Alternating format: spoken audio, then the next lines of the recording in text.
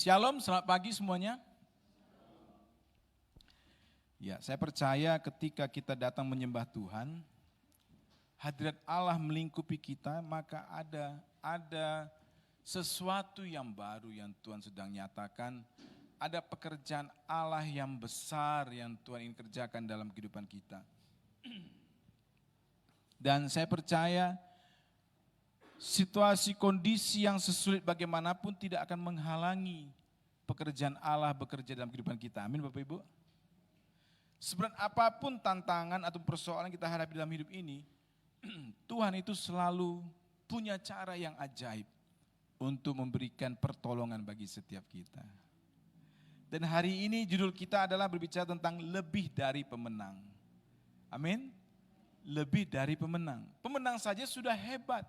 Pemenang saja sudah wow. Pemenang saja itu sudah merupakan satu kebanggaan yang besar dalam hidup seseorang.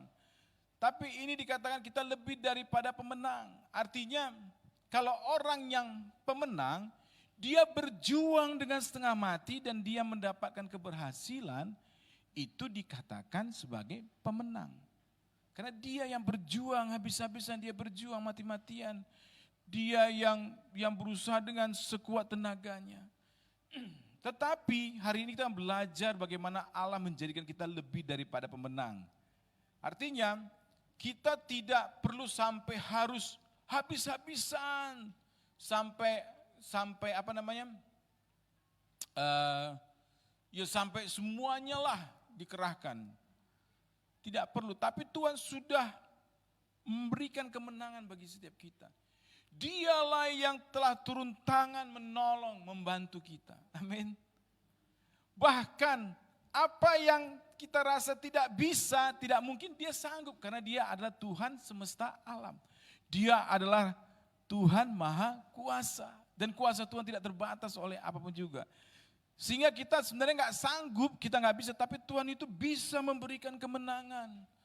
Dan semuanya itu di luar daripada pikiran kita, di luar daripada nalar kita.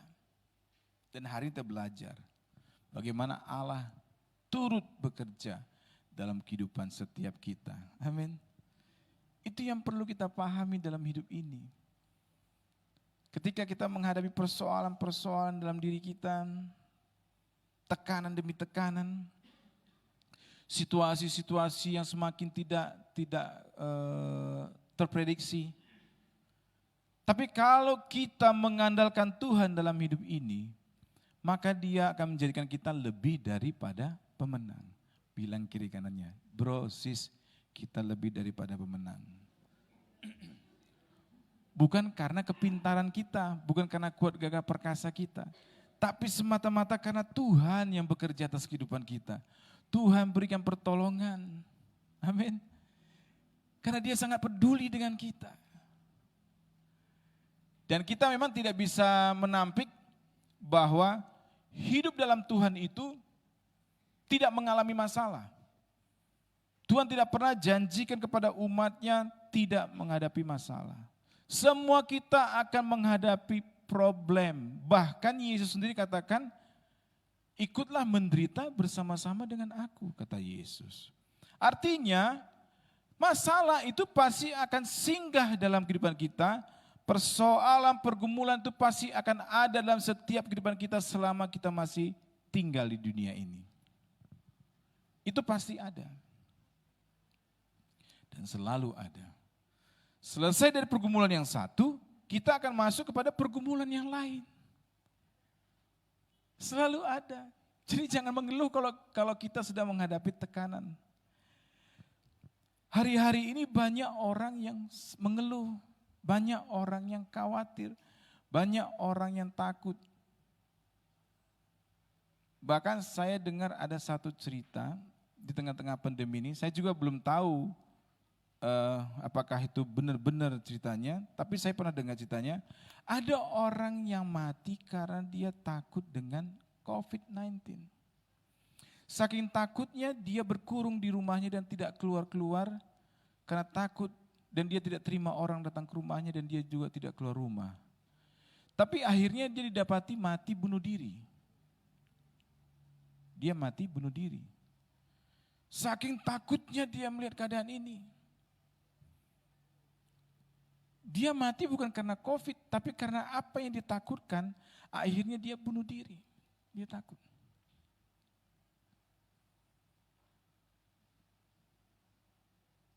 Dan saya meyakini bahwa orang ini adalah orang yang tidak mengenalkan Tuhan. Sampai dia menghabisi dirinya sendiri karena ketakutan dengan pandemi ini. Kalau kita lihat dalam Ulangan 20 ayat 1 sampai 4, Ulangan 20 ayat 1 sampai 4, kita akan baca bersama-sama secara pelan-pelan.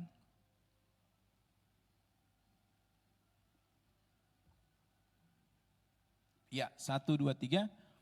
Apabila engkau keluar berperang melawan musuhmu, dan engkau melihat kuda dan kereta, yakni tentara yang lebih banyak daripada, garis bawahi saudara, tentara yang lebih banyak, artinya kekuatannya jauh lebih besar daripada kekuatan orang Israel. Tuhan katakan apa? Maka janganlah engkau takut kepadanya, sebab Tuhan Allahmu yang telah menuntun engkau keluar dari tanah Mesir, menyertai engkau.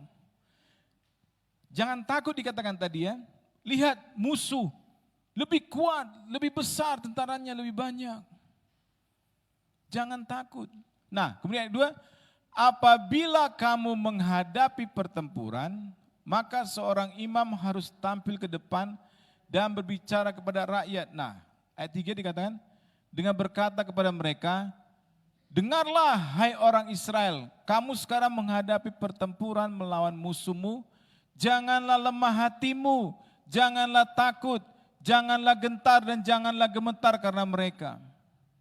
Sebab Tuhan Allahmu, dialah yang berjalan menyertai kamu untuk berperang bagimu melawan musuhmu dengan maksud, apa dikatakan? Memberikan kemenangan kepadamu. Amin saudara. Firman yang sama yang disampaikan oleh Tuhan kepada bangsa Israel juga disampaikan kepada kita, Jemaat GKPB MDC Binjai.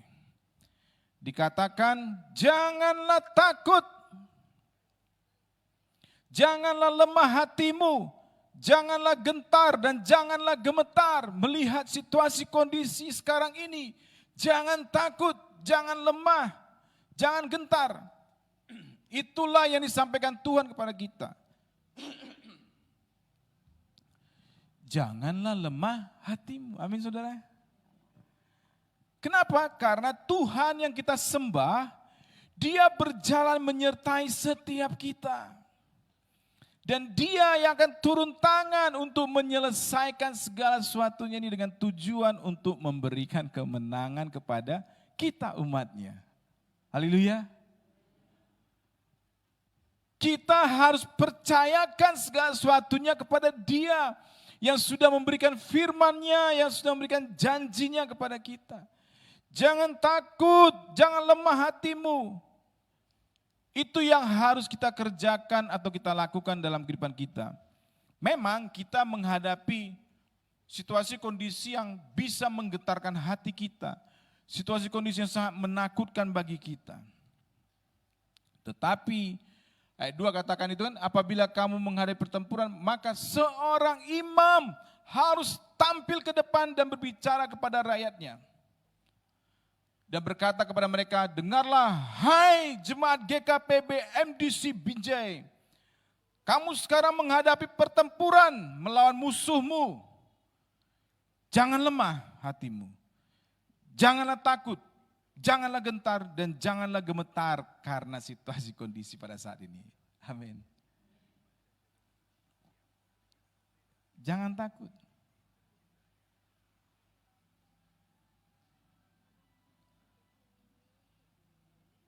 Banyak orang takut menghadapi hari-hari ini. Banyak anak-anak Tuhan takut. Banyak orang yang jadi paranoid. Dan gereja juga mengalami ketakutan. Saya kemarin baru meeting dengan Pak Menson DPJ, saya bilang kita ini sudah melambat. Tidak hanya kita, tapi hampir semua gereja sudah melambat sekarang. Kita enggak melakukan apa-apa lagi. Kita hanya sibuk untuk mempertahankan diri, untuk berjaga-jaga. Di dalam pertempuran tidak cukup hanya dengan mempertahankan diri, tapi kita harus menyerang. Artinya kita harus kembali kepada panggilan Allah, yaitu sebagai gereja yang visioner dan misioner. Kita harus bergerak. Kita harus menjangkau jiwa-jiwa. Justru inilah waktu yang paling tepat untuk kita bisa menjangkau jiwa-jiwa. Banyak orang yang ketakutan dalam kehidupannya, banyak orang yang sedang gundah gulana, banyak orang yang stres, banyak orang yang depresi. Dan gereja juga mengalami ketakutan karena situasi ini. Ya memang sebagai hamba Tuhan kita juga manusia, nggak ada yang kebal. Tapi di sini saya mau menyatakan kita tahu bahwa kita tidak kebal, kita tahu bahwa kita punya risiko, tapi kita juga harus kembali bergerak sesuai dengan panggilan Allah. Karena kita punya alasan yang sangat masuk akal pada masa ini. Oh, sedang pandemi, nggak boleh kumpul, nggak boleh ini, nggak boleh itu. Dan itu alasannya bisa diterima oleh semua orang di seluruh dunia ini. Tapi kalau alasan itu kita bawa kepada Tuhan, itu nggak berlaku, saudara. Tuhan nggak mau alasan itu. Sama waktu Yeremia dipanggil Tuhan kan gitu kan. Dia bilang, aku begini Tuhan, aku begitu. Alasan dia masuk akal semuanya. Tapi Tuhan bilang bukan itu alasannya, dia nggak terima. Yang penting bagi Tuhan adalah kita melakukan tugas kita. Tugas yang sudah diberikan Tuhan. Semua kita sudah diberikan keselamatan. Tuhan sudah memberikan kesempatan bagi kita untuk bisa kembali bersekutu dengan Dia. Dan tentunya ada bagian kita yang harus kita kerjakan selama kita masih hidup di dunia ini. Dan kita harus mengerjakannya. Risikonya ada risikonya, besar-besar. Segala sesuatu yang kita kerjakan dalam Tuhan semuanya ada risikonya. Semuanya ada risikonya. Betul nggak saudara? Kalau kita baca kisah-kisah para rasul dan sebelum-sebelumnya, bab-bab sebelumnya, kitab-kitab sebelumnya, banyak hamba-hamba Tuhan itu yang mati. Dihukum, karena apa? Memberitakan tentang Kristus, memberitakan tentang Yesus. Yang menghukum mereka mati itu adalah para imam-imam juga. Orang-orang yang ada dalam lingkungan daripada bait Allah.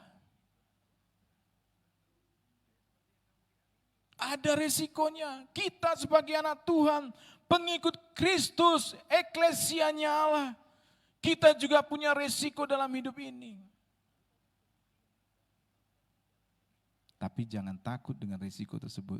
Sebab Dia Allah yang Maha Kuasa dan Dia berkuasa untuk mencabut nyawa atau membiarkan nyawa kita. Amin saudara. Lebih bagus kita takut kepada Dia daripada takut kepada tadi tentara-tentara yang mengepung itu. Banyak memang masa tentaranya. Banyak musuh kita, banyak resikonya. Tapi Allah itu tidak membiarkan kita sendirian. Dikatakan Dia menyertai dan Dia dengan maksud untuk memberikan kemenangan. Dia yang berperang, Dia yang turun tangan untuk memberikan pembelaan bagi setiap kita. Orang Israel hanya melihat. Wow, Allah bekerja. Ajaib Tuhan, dahsyat. Waktu dia berjalan menghadapi masalah, mereka tidak lari tapi mereka menghadapi masalah tersebut dan Tuhan mendahului mereka untuk menyelesaikan segala sesuatunya. Amin. Seperti lagu tadi kita katakan, ku akan terbang bersamamu, Bapa kau Raja semesta alam. Ku tenang sebab kau besertaku. Tenang, gak takut. Tapi coba saudara misalnya gini, saudara takut, saudara kemudian mulai mikir-mikir. Gak kusangka pandemi ini, udah hampir 2 tahun. Ya, gimana lah. Apalagi mau dikerjakan. Datang ke famili yang ini, keluhannya sama. Semuanya sedang susah. Mau minta tolong sama famili yang ini, keluhannya sama, susah. Semuanya susah. Dan apa yang akan saudara alami? Saudara akan tambah susah. Engkau punya masalah dan engkau datang kepada orang yang juga mengeluhkan masalahnya. Ya tambah susah. Tapi coba kalau kita punya masalah, kita datang kepada Tuhan. Dia yang akan berperang bagi setiap kita. Dia berikan pertolongan. Amin. Resikonya ada, iya ada resikonya. Pokoknya maju aja. Toh Tuhan kok menyertai, dia akan berperang.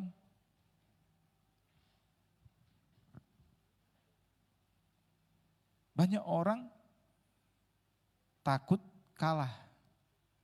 Banyak orang takut mati. Kita bukan mau cari kematian, tidak.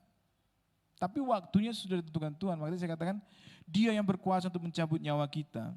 Jadi kalau dia bilang belum waktunya, enggak akan juga saudara.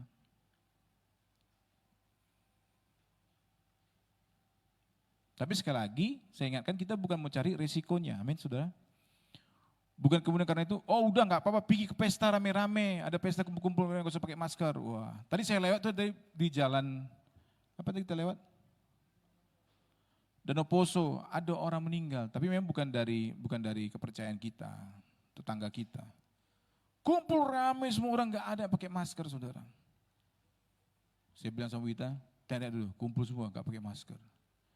Itu namanya cari-cari penyakit.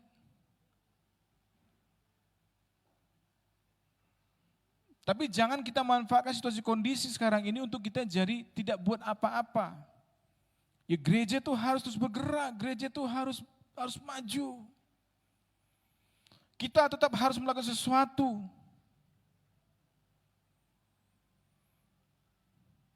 Jangan jadi diam. Saya katakan ke Pak Menson kemarin, kita ini sudah melambat, maka kita perlu pikirkan tuh langkah-langkahnya berikut ke depan. Apa yang mesti kita kerjakan ke depan?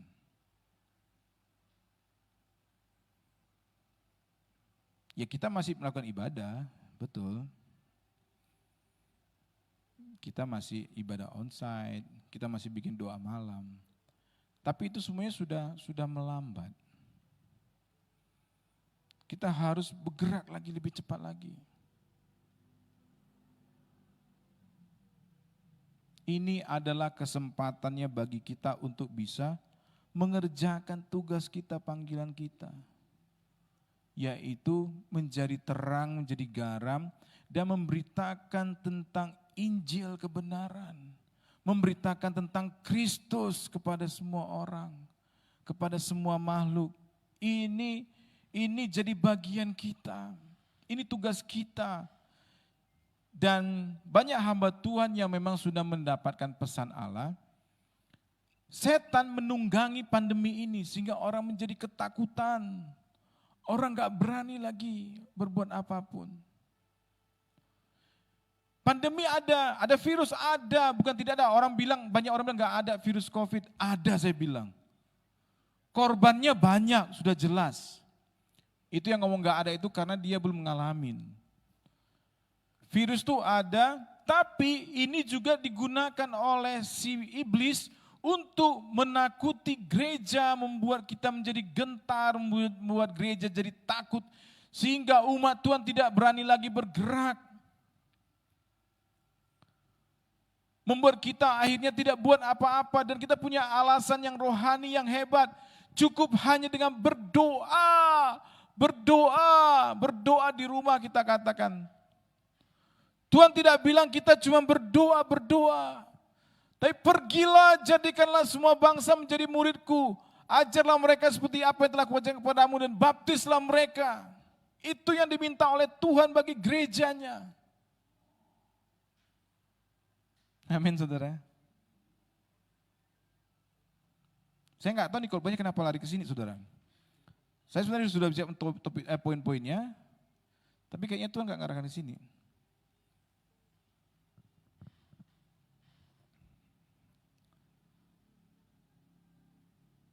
greget kita harus kembali ada Bapak Ibu.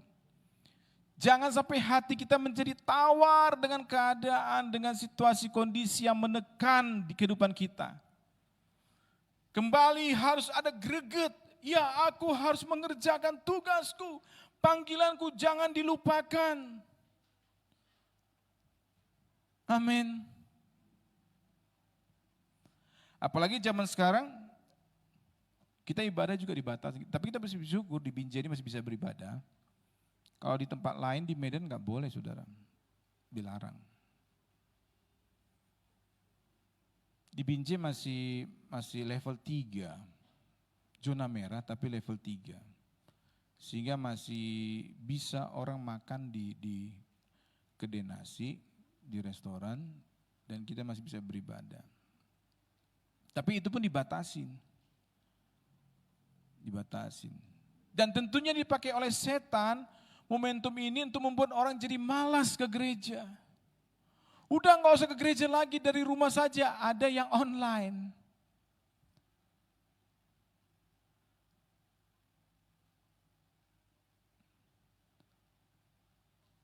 Ya atau iya Bapak Ibu? Ya sudahlah gak usah ke gereja, kan di rumah juga bisa beribadah. Betul, di rumah juga bisa beribadah. Tapi kita juga perlu ibadah secara korporat bersama-sama. Kumpul di sini itu akan membangkitkan gairah kita, semangat kita untuk beribadah. Saya percaya Bapak Ibu tadi dipenuhi dengan semangat karena musiknya tadi juga cukup bagus, amin. Ya, para worship leader sehingga di sini juga tadi menyanyikan pujiannya dengan penuh urapan. Dan kita bisa menikmati hadirat Tuhan. Bisa nggak di rumah? Bisa. Tapi who knows? Siapa yang tahu? Kita beribadah tidak beribadah di rumah. Pengurus gereja nggak ada yang tahu. Apa kita di rumah itu justru bukan beribadah, tapi kita justru nonton. Di YouTube tuh banyak tampilan yang menarik.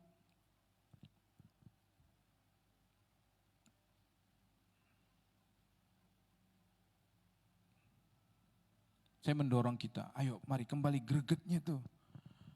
Untuk mengerjakan panggilan Tuhan dalam hidup kita. Jangan berhenti. Ayo kita bergerak, ajak jiwa-jiwa untuk datang kepada Kristus. Bawa mereka ke gereja. Oh takut, gak berani. Dia bilang, enggak, di tempat kami aman kok. Amin. Di tempat kami masih boleh kok ibadah. Belum dilarang, tapi memang dibatasi jumlahnya. Ajak mereka ikut DK, dasar kekristenan yang menjadi produk unggulan kita. Amin. Sehingga mereka dimuridkan, mereka diajar untuk mereka semakin memahami tentang kebenaran firman Allah. Sehingga mereka semakin melekat kepada Tuhan. Ayo belajar. Belajar apa? Belajar tentang kerajaan Allah, belajar tentang Kristus. Doakan orang-orang yang akan saudara ajak untuk ikut DK. Mulai lagi doakan saudara.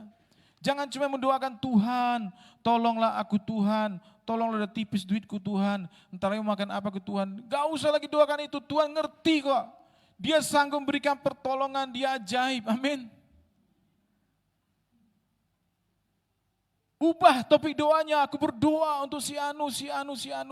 Tuhan jamah hatinya, Tuhan tolong dia sedang susah. Walaupun aku susah. Tapi waktu kita mendoakan orang lain, Tuhan lihat bahwa kita peduli dengan ciptaannya yang lain. Dan dia lebih peduli lagi kepada kita.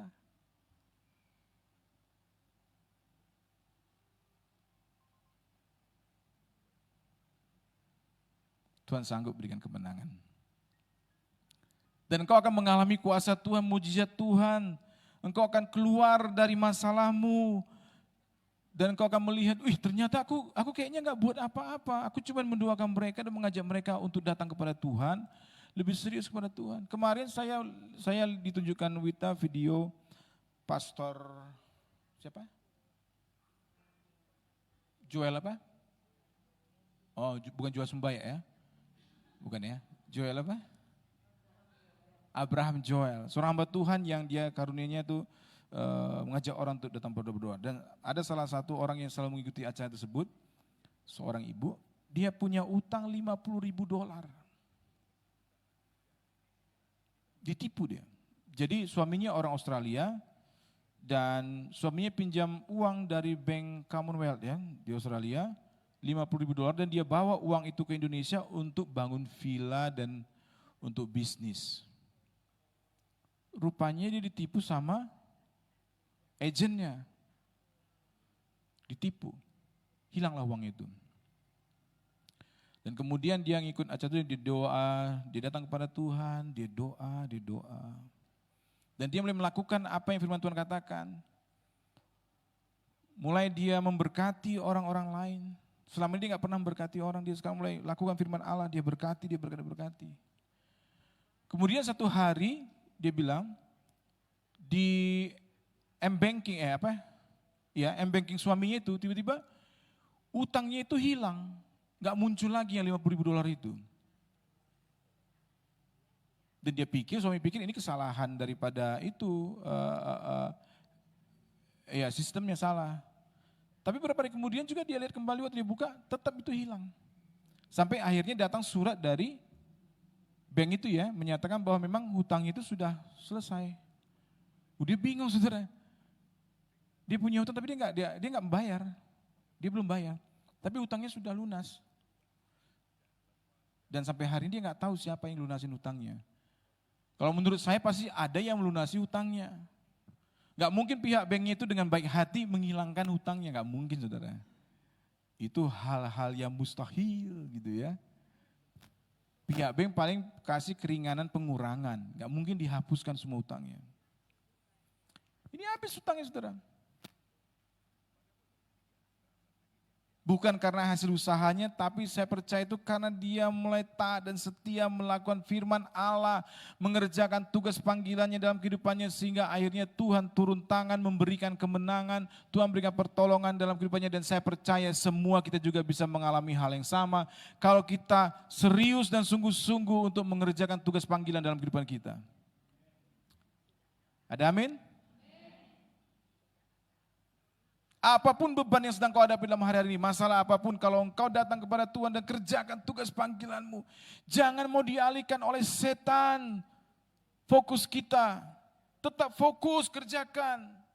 Masalahnya masih mengikuti, iya, tapi kita fokus mengerjakan tugas kita, panggilan kita.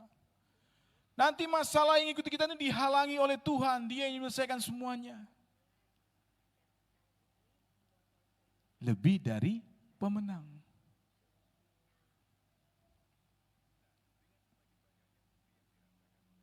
Kita lihat satu contoh lagi, bagaimana Tuhan bekerja secara luar biasa. Hakim-Hakim 7 ayat 2. Supaya kita bisa lebih ngeh lagi saudara, bagaimana Allah itu bekerja. Hakim-Hakim 7 ayat 2. Ya. Berfirmanlah Tuhan kepada Gideon, terlalu banyak rakyat yang bersama-sama dengan engkau itu daripada yang kukehendaki, untuk menyerahkan orang Midian ke dalam tangan mereka. Jangan-jangan orang Israel memegah-megahkan diri terhadap aku, sampai berkata, tanganku sendirilah yang menyelamatkan aku. Jadi ini mereka sedang menghadapi orang-orang Midian. Gideon sedang menghadapi musuh yang besar, bukan musuh yang biasa-biasa. Maka sekarang serukanlah kepada rakyat itu demikian, siapa yang takut dan gentar, biarlah ia pulang, enyah dari pegunungan Gilead. Nah perhatikan saudara, ini firman Allah. Siapa yang takut dan gentar, biarlah ia pulang, enyahlah dari pegunungan Gilead. Lalu pulanglah 22.000 orang dari rakyat itu dan tinggallah 10.000 orang.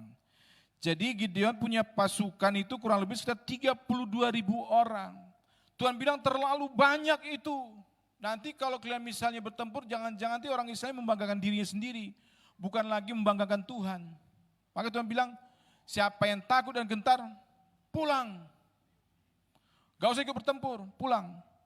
Ternyata saudara, Dari 32.000 itu, 22.000 orang itu takut dan gentar. Bayangkan lebih banyak yang takut dan gentar untuk bertempur dibandingkan yang memang memiliki keberanian. Lebih banyak. 22.000, yang tinggal 10.000 tadi katakan. Jadi yang takut dan gentar, pulang. Ayat yang keempat, tetapi Tuhan berfirman kepada Gideon, masih terlalu banyak rakyat. Wah nih, gila nih. Sudah 22.000 yang pulang, Tuhan bilang masih terlalu banyak. Suruhlah mereka turun minum air, maka aku akan menyeleksi mereka, menyaring mereka bagimu di sana. Siapa yang kufirmankan kepadamu, inilah orang yang akan pergi bersama-sama dengan engkau. Dialah yang akan pergi bersama dengan engkau, tetapi barang siapa yang kufirman kepadamu, inilah orang yang tidak akan pergi bersama-sama dengan engkau. Dialah yang tidak akan pergi. Ayat yang kelima, lalu Gideon menyuruh rakyat itu turun minum air, dan firmanlah Tuhan kepadanya, barang siapa yang menghirup air dengan lidahnya seperti anjing menjilat, haruslah kau kumpulkan sendiri. Demikian juga semua orang yang berlutut untuk minum. Jumlah orang yang menghirup dengan membawa tangan ke mulutnya ada 300 orang. Bayangkan dari 10.000, cuma 300 orang yang ngambil minum itu dengan tangannya. Yang lainnya itu berlutut dan minum air, kayak anjing. Lalu berfirmanlah Tuhan kepada Gideon, dengan ke-300 orang yang menghirup itu akan kuselamatkan engkau. Perhatikan saudara, dengan 300 orang.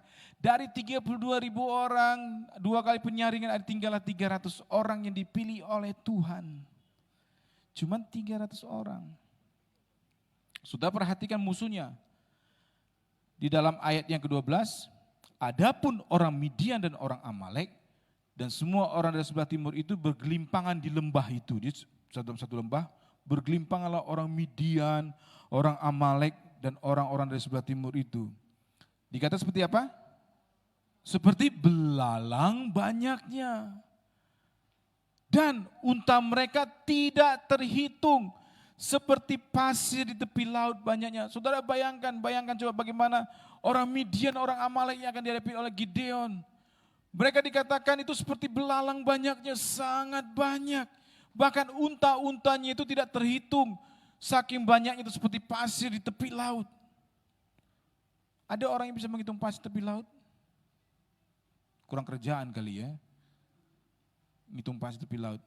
Saking banyaknya pasti orang malas ngitungnya. Ini juga begitu mereka lihat ke lembah itu. Wah tuh orang Midian, orang Amalek itu banyak sedang bergelimpangan di situ. Unta-untanya nggak terhitung, saudara nggak bisa, saya nggak bisa bayangkan bagaimana ngerinya pemandangan pada waktu itu, pasukan musuh yang akan dihadapi mereka dengan hanya 300 orang. Kira-kira menang atau kalah, saudara? Saya perhitungan itu pasti jumlahnya ratusan ribu orang, untanya nggak terhitung. Kalau satu unta satu orang aja, berarti nggak terhitung juga orangnya banyaknya. Hanya dengan 300 orang. Mungkinkah? Mungkinkah? Kira-kira Bapak Ibu coba kita pikir masing-masing sama-sama. Menghadapi pasukan Midian dan orang Amalek yang begitu banyak yang terhampar seperti belalang. Belalang itu nggak pernah dia kalau nyerbu itu nggak pernah satu ekor datangnya. Itu bisa jutaan banyaknya. Seperti kejadian waktu di Lampung tempo hari, bagaimana belalang menyerbu pertanian, itu jutaan yang datang. Dan orang-orangnya Gideon itu cuma 300 orang yang diminta oleh Tuhan. Ini namanya bunuh diri. Menyerbu ratusan ribu dengan 300 orang, 2 menit habis. Amin, benar ya? 2 menit habis tuh. Baru teriak aja, selesai. Nggak perlu lama-lama.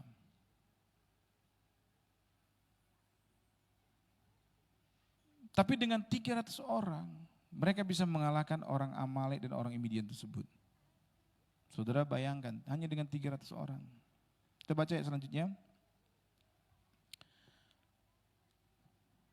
Nah, ketika Gideon sampai ke situ, kebetulan ada seorang menceritakan mimpinya kepada temannya, katanya, Jadi waktu Gideon sampai situ ada orang bermimpi, dan mimpi itu demikian. Aku bermimpi, tampak sekeping roti jelai terguling masuk ke perkemahan orang Midian. Setelah sampai kemah ini, dilanggarnya kemah ini sehingga roboh. Nah itu aneh kan saudara? Sekeping roti jelai terguling masuk ke perkemahan orang Midian. Dilanggarnya kemah itu bukan batu, bukan benda keras, bukan. Dilanggarnya kemah itu roboh dan dibongkar bagirkannya. Dihancurkan kemah-kemah itu dengan sekeping roti jelai itu. Ya. Sesuatu yang aneh, yang gak mungkin. Demikianlah kemah ini habis runtuh dikatakan. Lalu temannya menjawab, ini tidak lain dari pedang Gideon bin Yoas orang Israel itu. Allah telah menyerahkan orang Midian dan seluruh perkemahan ini ke dalam tangannya. Saudara perhatikan, Allah telah menyerahkan orang Midian dan seluruh perkemahan ini ke dalam tangannya. Allah telah menyerahkan semuanya itu. Karena Allah sudah berperang atas mereka. Ayat 15, segera sudah Gideon mendengar mimpi itu diceritakannya dengan maknanya. Sujudlah, ia ngapain? Guling-guling kah? Berteriak ketakutan? Enggak, dia sujud ngapain? Dia nyembah. Makanya saya katakan Bapak Ibu, kita harus perbanyak penyembahan kita kepada Tuhan. Minggu lalu saya sampaikan itu, kita harus menyembah Tuhan. Sujudlah, ia menyembah. Dia datang kepada Tuhan. Kemudian dia pulang ke perkemahan orang Israel lalu berkata, bangunlah, sebab Tuhan telah menyerahkan perkemahan orang Midian ke dalam tanganmu. Gideon diyakinkan dengan mimpi daripada orang yang akan dia serbu itu. Sesudah itu dibaginya lah ketiga orang itu dalam 3 pasukan dan ke tangan mereka semua diberikannya sangkakala dan buyung kosong dengan suluh dalam buyung itu. Sudah perhatikan senjatanya, sangkakala dan buyung kosong. Buyung itu tahu buyung itu kayak tempat air gitu ya dari tanah liat. Jadi mereka kosongkan buyung itu mereka bawa sama sangkakala. Bukan nuklir ini bawa. Bukan roket. Bukan senapan mesin. Tapi sangkakala sama buyung. Itu perlengkapan masak sebenarnya. Bukan perlengkapan bertempur, amin. Buyung itu kan tempat air. Ayat 19 perhatikan, lalu Gideon dan ke-100 orang yang bersama-sama dengan dia sampai ke ujung perkemahan itu. Pada waktu permulaan giliran jaga tengah malam ketika penjaga-penjaga baru saja ditempatkan. Lalu mereka meniup sangkakala sambil memecahkan buyung di tangan mereka. Ditiup. Terus buyung ini dipecahkan. Pang, pang, pang, pang gitu. Demikian ketiga pasukan itu bersama-sama meniup sangkakala. 300 orang niup sangkakala dan memecahkan buyung.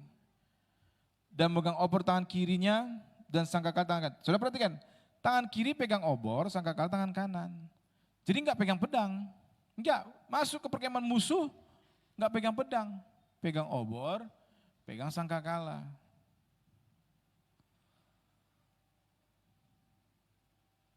Sambil mereka tiup sangkakala, mereka berseru, pedang demi Tuhan dan demi Gideon. Pedang demi Tuhan dan demi Gideon, itu yang mereka seru-serukan. Sementara itu tinggallah mereka berdiri masing-masing di tempatnya di sekeliling perkemahan itu. Jadi mereka hanya berdiri samping perkemahan di sekeliling perkemahan. Kemudian, tetapi seluruh tentara musuh menjadi kacau balau. Mereka stres, panik.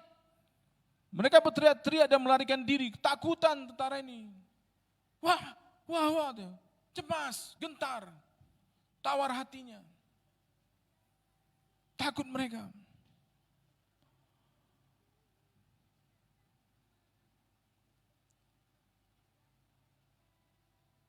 Sedang 300 orang itu meniup sangkakala, maka di perkemahan itu Tuhan membuat pedang yang seorang diarahkan kepada yang lain. Mereka sendiri yang saling membunuh satu dengan yang lain. Tuhan turun tangan. Tuhan tolong Gideon dan orang Israel. Dia buat musuh itu saling bunuh satu dengan yang lain. Dia membuat persoalan itu saling menghantam satu dengan yang lain. Sehingga akhirnya larilah tentara itu semuanya sampai ke Besita, ke Razarera, sampai ke pinggir Abel Mehola dekat Taban. Saudara, Bapak, Ibu, dan saudara sekalian, dari firman Tuhan yang barusan kita baca, ini real, ini nyata terjadi. Ini bukan dongeng. Ini benar. Bahwa Allah itu sanggup memberikan kemenangan bagi setiap kita. Gideon dan orang Israel nggak perlu susah payah, dia cuma bawa obor, ini sangkakala dan buyung kosong tadi. Nggak perlu keluar tenaga mereka. Mereka hanya berdiri di sekeliling kemah orang Midian dan orang Amalek itu. Dan orang Midian sama orang Amalek saling membunuh satu dengan yang lain. Dan lari terbirit-birit.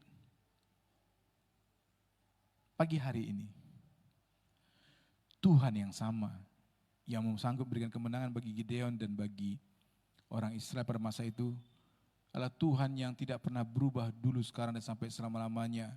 Tuhan yang sama juga yang sedang ada pada masa pandemi ini. Saya percaya Dia sanggup memberikan pertolongan bagi setiap kita.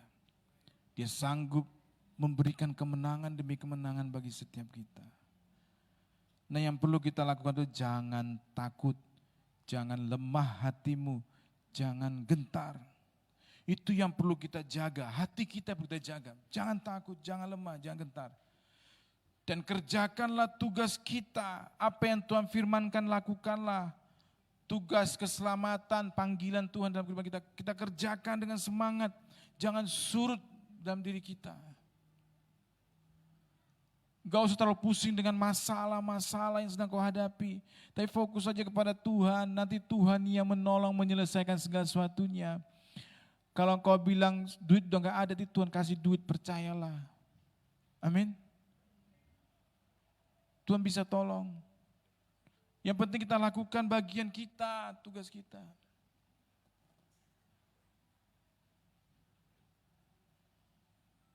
Bisnisku bangkrut, kau katakan. Tuhan sanggup balikkan keadaannya menjadi bisnisnya bangkit kembali. Terlalu mudah bagi Tuhan untuk menolong setiap kita. Aku punya utang yang banyak, Tuhan sanggup menolong. Buktinya ibu tadi itu. Dia gak merasa dia bayar utangnya, suami juga gak bayar utangnya. Tapi pihak bank bisa mengatakan bahwa itu sudah selesai. $50.000. Siapa yang bayar? Ya Tuhan, saya percaya. Tuhan gerakkan orang.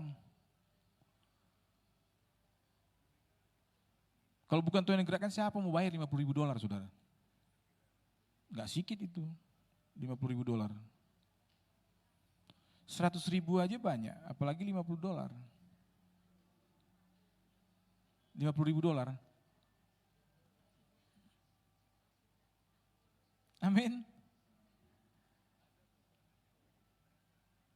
Saya undang pemusik dan pelamimbar yang lainnya. Dengar firman Tuhan pagi hari ini. Sebagaimana tadi dikatakan bahwa seorang imam harus berbicara kepada rakyatnya. Dan saya bicara kepada saudara, jangan takut, andalkan Tuhan dalam kehidupanmu. Jangan gentar hatimu, jangan lemah hatimu. Kerjakan saja apa yang menjadi perintah Allah dalam kehidupanmu. Kerjakan dengan tekun, kerjakan dengan serius. Hidupmu akan terpelihara dengan baik. Tuhan akan menjagai langkah-langkahmu. Dia akan membela engkau. Tidak pernah dibiarkannya engkau mengalami atau sendirian dalam kehidupan ini. Dan kau tidak akan pernah dipermalukan oleh Tuhan. Dia akan membela umatnya, dia akan membela anak-anaknya. Sekalipun orang mungkin gak peduli, orang meninggalkan engkau, tapi Tuhan tetap setia. Tuhan tetap setia. Kita datang di depan Tuhan pada pagi hari ini. Bawa hati kita, apapun yang menjadi persoalan pergumulanmu. Mari kita datang pada Tuhan. Buka hatimu selebar-lebarnya kepada Tuhan. Seberat apapun pergumulan, masalahmu, musuh-musuh yang sedang menghampiri engkau, datang kepada Tuhan dan katakan kepada Tuhan, ku ku tidak takut, sebab Kau besertaku.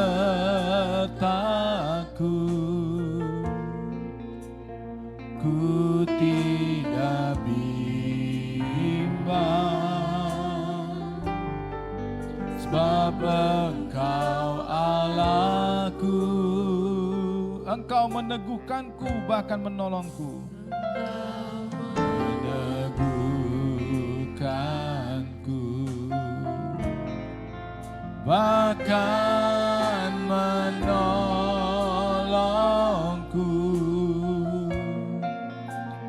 Kau batu karangku, Yesus Tuhan. Mari saya undang kita bagi berdiri, kita akan pujian sekali lagi, kita katakan ku tidak takut. Ku tidak takut. Datanglah kepada Dia, Allah yang hidup, Allah yang berkuasa atas segalanya. Bawalah hatimu kepada Tuhan, berserulah kepada Dia. Harapkanlah Tuhan dalam kehidupanmu. Haleluya.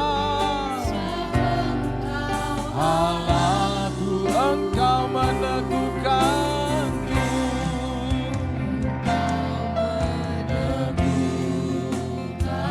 bahkan menolongku.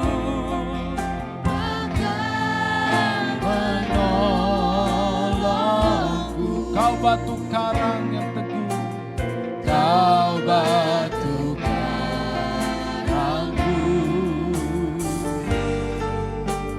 Yesus Tuhan.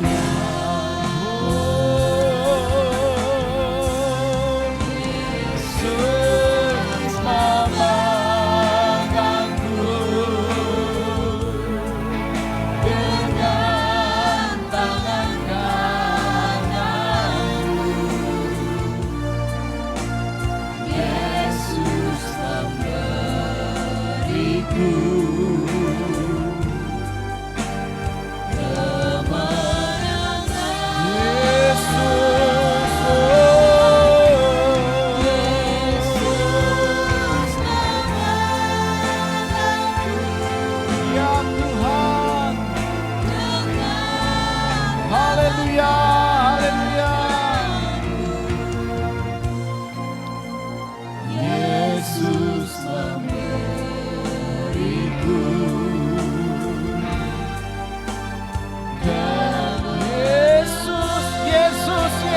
memegangku. Dengan iman katakan, Yesus, Yesus memegangku dengan tangan kananmu. Oh, Yesus memberiku kemenangan. Haleluya. Dari setiap persoalan,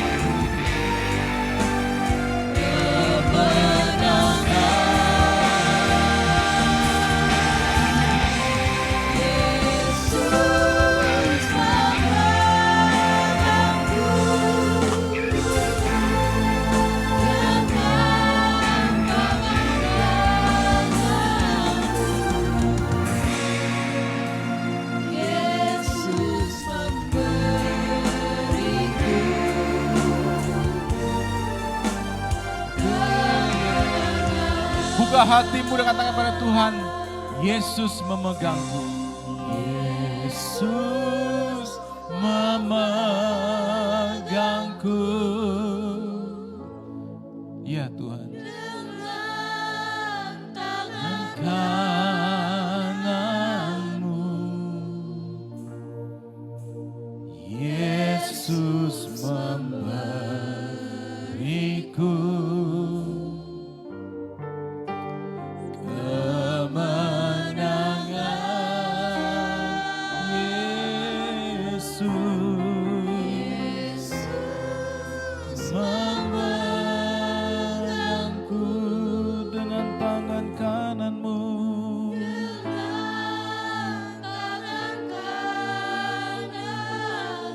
Yesus memberiku kemenangan. Yesus memberiku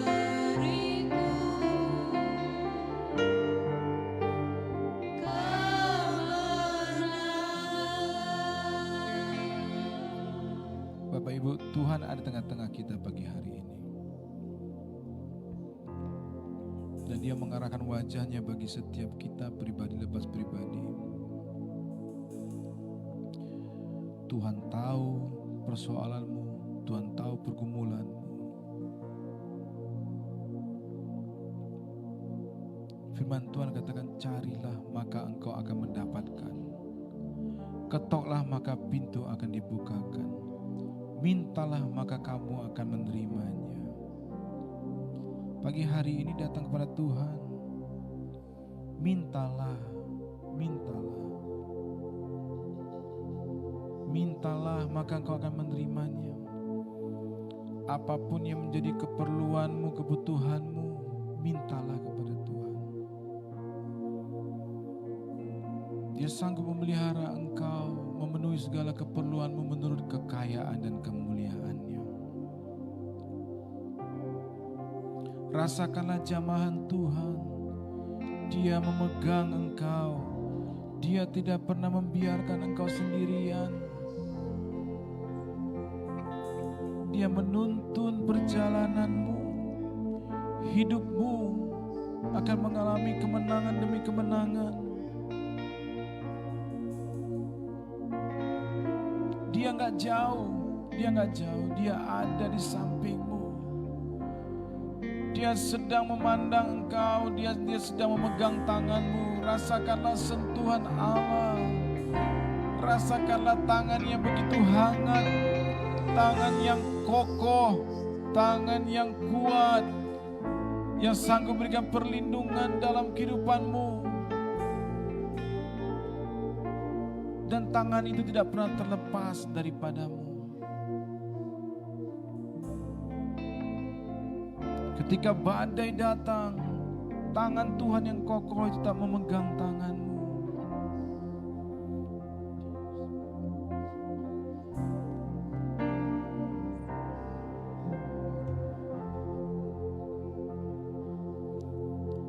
Gak pernah sekali-sekali pun gak pernah ditinggalkan Tuhan, dilepaskan Tuhan. Izinkanlah Dia terus memegang tanganmu.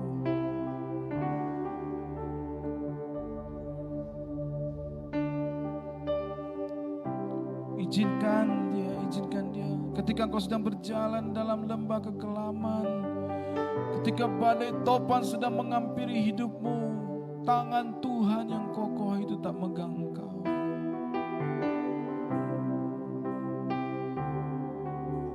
Percayalah kepada Dia. Berserahlah kepada Tuhan.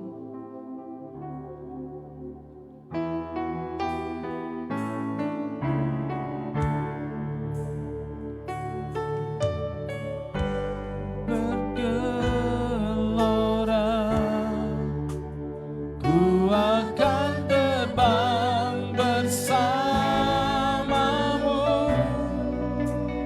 Bapa Kau Raja atas semesta, ku tenang sebab Kau Allahku.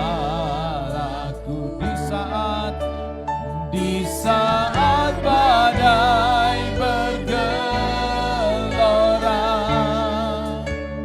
ku akan terbang bersamamu. Bapa Kau Raja atas semesta, ku tenang sebab Kau di saat badai.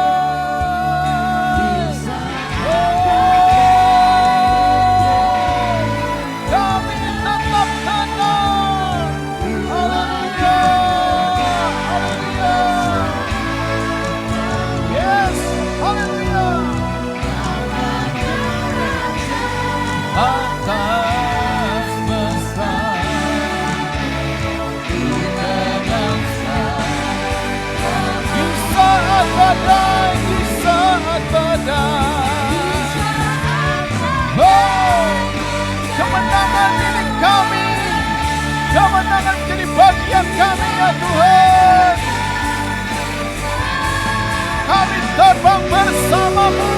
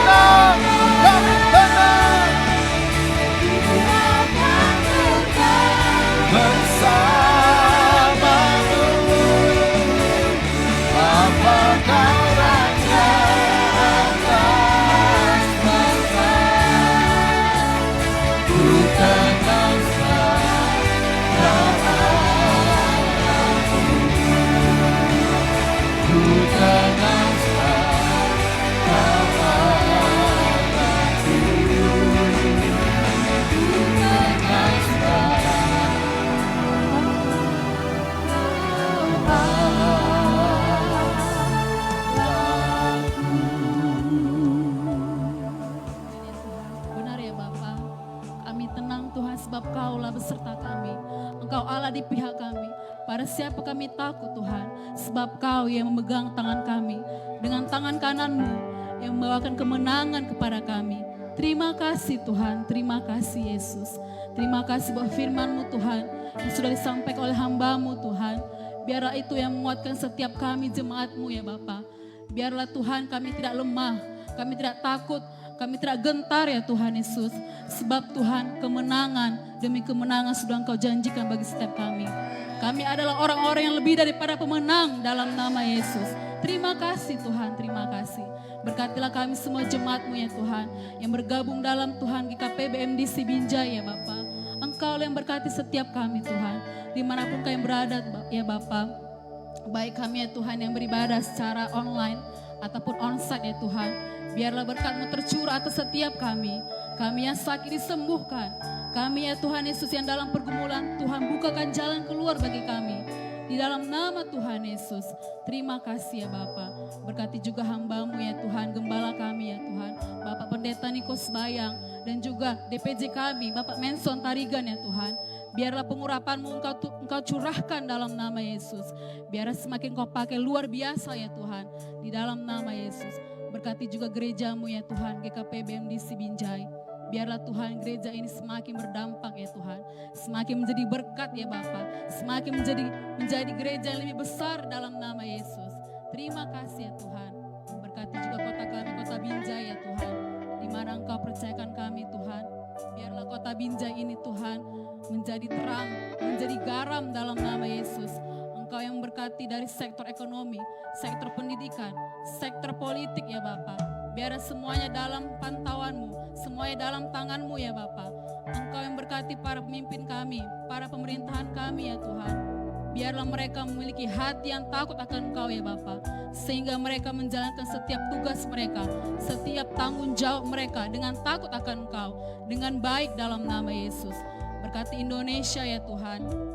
Berkati presiden kami, wakil presiden, seluruh para menteri kabinet kerja ya Tuhan. Biarlah mereka memiliki hati yang takut akan Engkau, roh yang takut akan Engkau, sehingga mereka memberikan yang terbaik bagi bangsa ini ya Tuhan. Di dalam nama Yesus. Dan kami pegang teguh firman-Mu ya Tuhan. Walaupun keadaan seperti saat ini Bapa, kami percaya Tuhan, Engkaulah yang beserta kami. Kami tidak akan pernah terkena penyakit sampar ini ya Tuhan. Kami tidak akan pernah terkena penyakit virus COVID ini ya Bapa. Di dalam nama Yesus, kami aman dalam perlindungan-Mu. Kami aman dalam naungan-Mu ya Tuhan. Terima kasih Bapa, terima kasih. Dalam nama Tuhan Yesus kami berdoa. Terpujilah Engkau Tuhan, haleluya. Sama-sama kita katakan, amin. Haleluya, haleluya, haleluya, haleluya. Dan kami bersuka cita karena Engkau Tuhan. Kami kuat karena kami percaya bahwa Tuhan selalu menyertai kami. Kami bersyukur untuk ibadah kami hari ini. Dan kami akan pulang sebagai orang-orang yang akan mengalami kemenangan demi kemenangan. Sebab Tuhan memberikan kemenangan bagi setiap kami. Terima kasih Bapa. Terima kasih ya Tuhan. Dan berkat Tuhan menyertai kami sepanjang umur hidup kami. Mari kita angkat kedua belah tangan kita dan terimalah berkat Tuhan. Dia Bapa yang baik dan Dia sangat mengasihi setiap kita. Tuhan mencurahkan berkat-berkat yang melimpah dari tempat yang maha tinggi. Dari sorga yang penuh dengan kemuliaan. Dicurahkanlah berkat-berkat melimpah. Sehingga hidup kita tidak akan mengalami kekurangan. Tapi kita akan mengalami kelimpahan demi kelimpahan. Di dalam berbagai-bagai kebajikan. Agar hidup kita bisa menjadi berkat bagi orang lain. Dan nama Tuhan dipermuliakan. Pulanglah dan berjalanlah bersama dengan Tuhan. Dan raihlah kemenangan demi kemenangan dalam kehidupanmu. Sebab Dia Tuhan telah memberikan kemenangan bagi setiap kita. Di dalam nama Tuhan Yesus, semua kita yang percaya, mari sama-sama kita katakan, amin. Tuhan Yesus berkati kita.